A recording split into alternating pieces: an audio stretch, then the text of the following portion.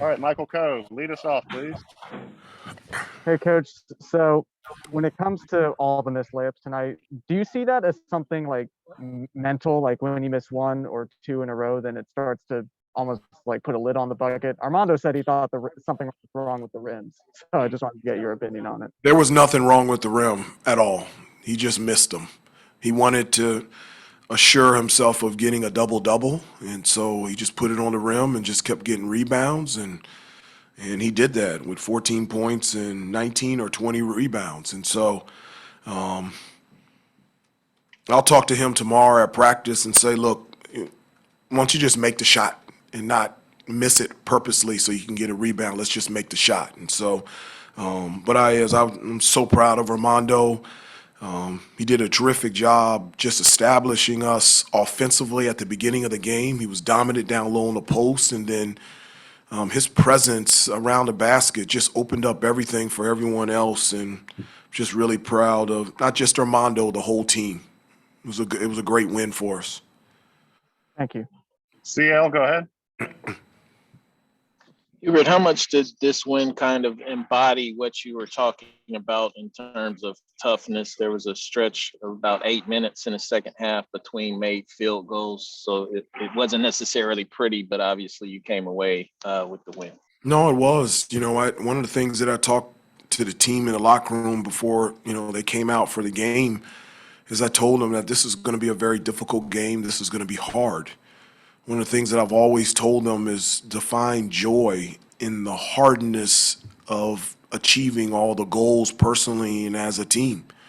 I gave them actually a Bible verse, James 1:2, and it talks about finding joy and persevering through hard times. And I said, last week it was hard. We didn't play well, and we didn't play our best basketball. And to come back and to come home with just one day in preparation for Virginia Tech, and Virginia Tech is an unbelievable, experienced basketball team. To stay with it through ups and downs, turnovers, defensively we had lapses.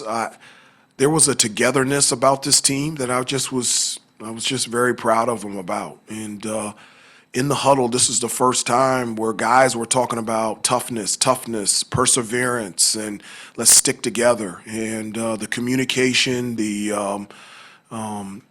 amongst teammates, the energy was really good in the huddle. Even when it looked like things were turning, we all stayed together. And so I was really, really proud of them tonight.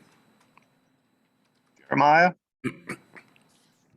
Yeah, Coach. After last game, you said this team was best when it can begin inside, playing inside, going through Baycott, for example. Early on, you were able to do that, and then eventually got away from him. But Manic was able to catch fire late in the game. So moving forward throughout the rest of the season, what do you think your team needs to either get back to or start doing more to get some sort of, I guess, more flow in the offense as you have in your previous wins?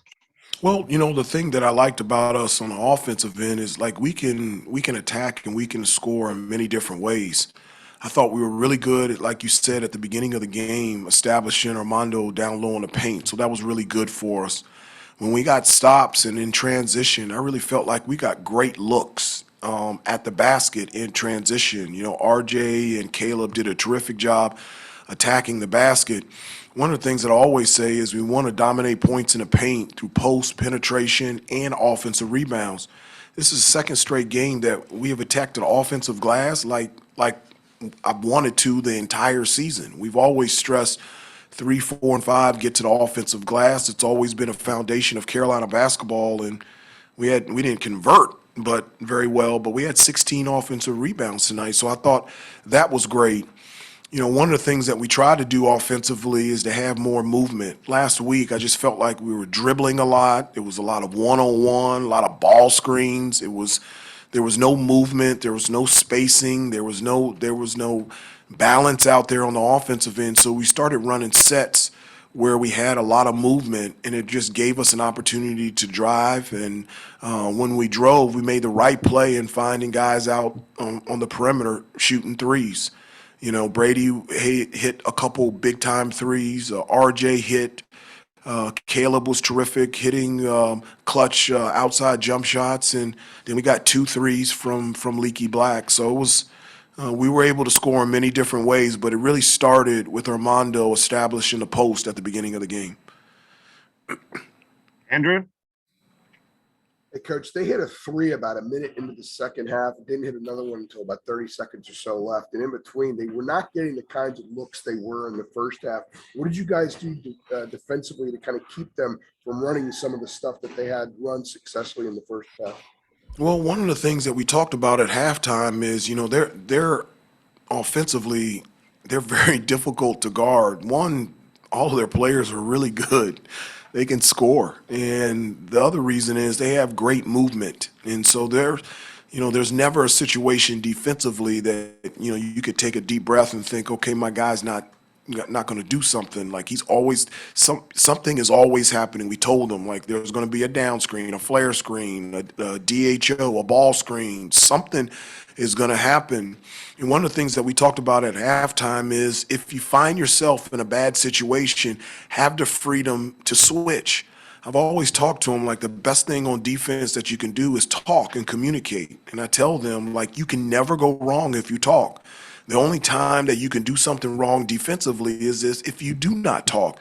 So one of the things that we did is we switched a lot, you know, and you know, we were trying to trail on those threes, and a couple of times Couture was like, you know, wide open. Our big guy came out, and we just switched down the line. So I thought we did a really good job in our communication and our talking in the second half, making sure that they wouldn't get any open looks from three because they're the, you know, statistically the best 3-point shooting team in ACC.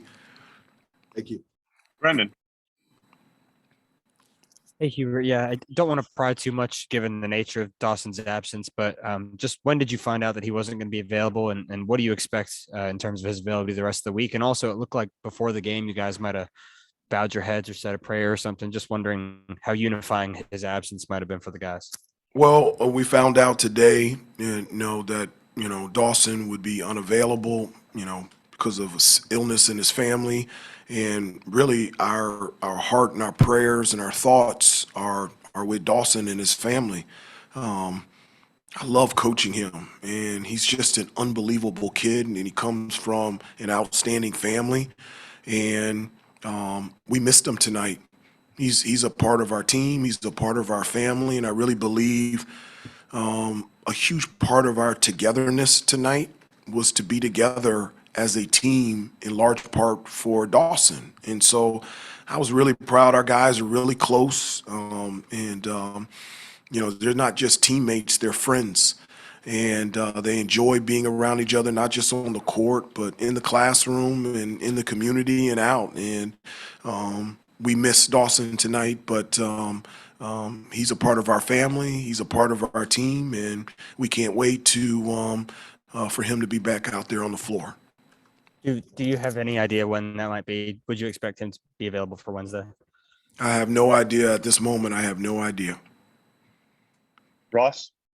Hey, Coach, what was your approach to handling this team and practice yesterday after the 2 losses last week? And also given the nature of 3 games in a week span, how did you handle that?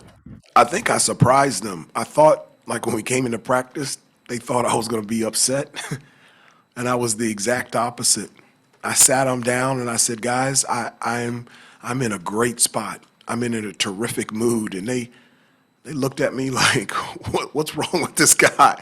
And I said, I am. I said, look, let's keep it real and let's be straightforward and direct. We had a bad week. You know, we didn't play well last week. And then with the combination of playing quality teams in Miami and Wake Forest, and they also played really well, we had a bad week. And I said, let's look at the reality here. The reality is it's not the record that we had wanted, but you know what? We're above 500 in the ACC. I said prior to this game, we played 7 games, and 5 of them have been on the road in the ACC, and we have a winning record. You know, and I said, look, when you look at the standings, We're only a game and a half out of first place. So I said, I'm not on Twitter, I'm not on Facebook or TikTok or whatever. I don't know what people are saying, but it's not the end of the day. And so we played poorly 2 games. We have an opportunity this week to play really well at home against quality, unbelievable opponents. So let's just focus ourselves on getting better and seeing if we can play better this week. And so I just felt like that's how I felt. And I felt like the guys needed that. They needed to see me not upset, not worried, and not stressed. And I wasn't upset, and I wasn't worried, and I wasn't stressed. And it led us to really have a really good practice yesterday. And just the chatter and in the huddle during the game was really good. It was a lot of fun. I really enjoyed coaching this game. Adam. Hubert, along those very same lines, like what led you to that decision that you might as well go in there and love them up and encourage them rather than, light them up? Like, what was there a conscious decision, or is that just something you felt? And is that, when you were assistant under Roy for so long, did you ever play the good cop to his bad cop? Was that one of your roles back in the day? I don't know about that. I felt that that's what the team needed. I just didn't feel like, what is the benefit? We played poorly last week. What is the benefit for me to go after them again? And I've said this to you guys before. I coach them, I push them, but I also like to encourage them. I think you can get where you want to go by encouraging, and so that's something I just like to do.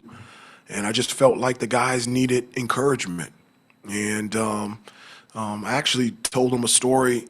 This is really funny. I told them this, growing up, I asked them, I said, did you ever have a toy, it was like that balloon, and then it had the weighted at the bottom.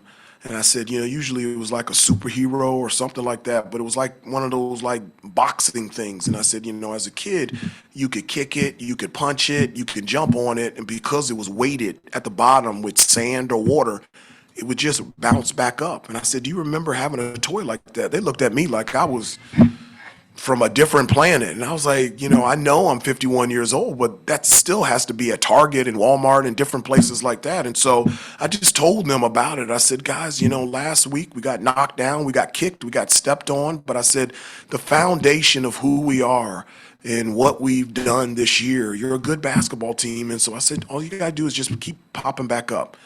I said, what other choice do you have? Point finger, stay down, whine and complain and make excuses, or get back up and fight and see if you can play better next time. And they really did that today. So I was proud of them. Ryan Heller. Hey, Coach, with 12 points and several big shots in that second half, how important was Brady Manick in helping the team finish strong in that second?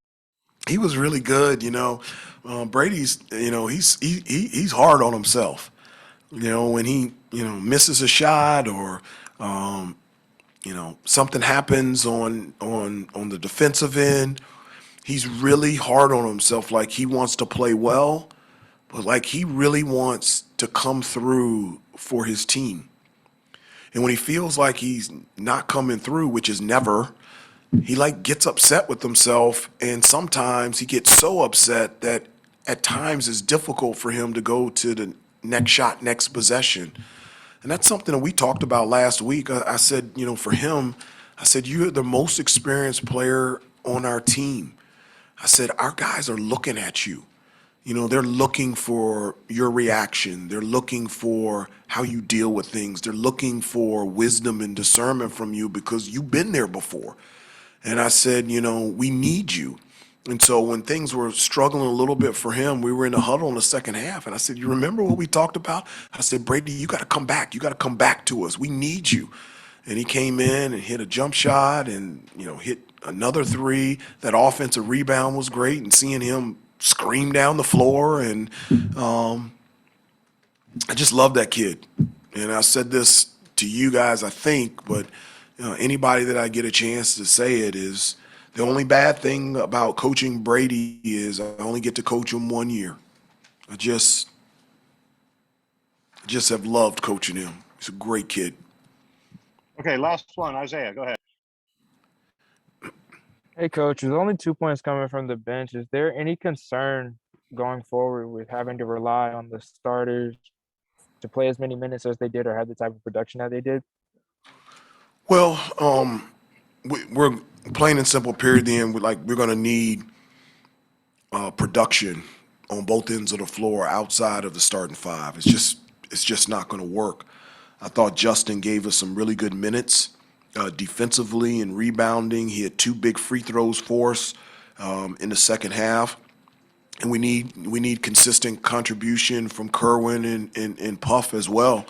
One of the reasons that I kept in large part the starting lineup together is they were just really good defensively. As I talked to you before, Virginia Tech has a lot of moving parts, and I felt like when we went to the bench, especially in the first half, the effort defensively just went down, and I wanted to continue to have that because we got to make shots, but you also got to get stops. But they're going to be big time games and moments for Justin, for Kerwin, for Puff, for Dontrez, for DeMarco, and we're going to need all of them. And tonight, they didn't get a lot of minutes, but they're going to be nights where they play huge minutes and they're going to make big plays and big shots to help us win. Thank you, Coach. Thanks, everybody. We'll see Okay, you on thank you. Wednesday.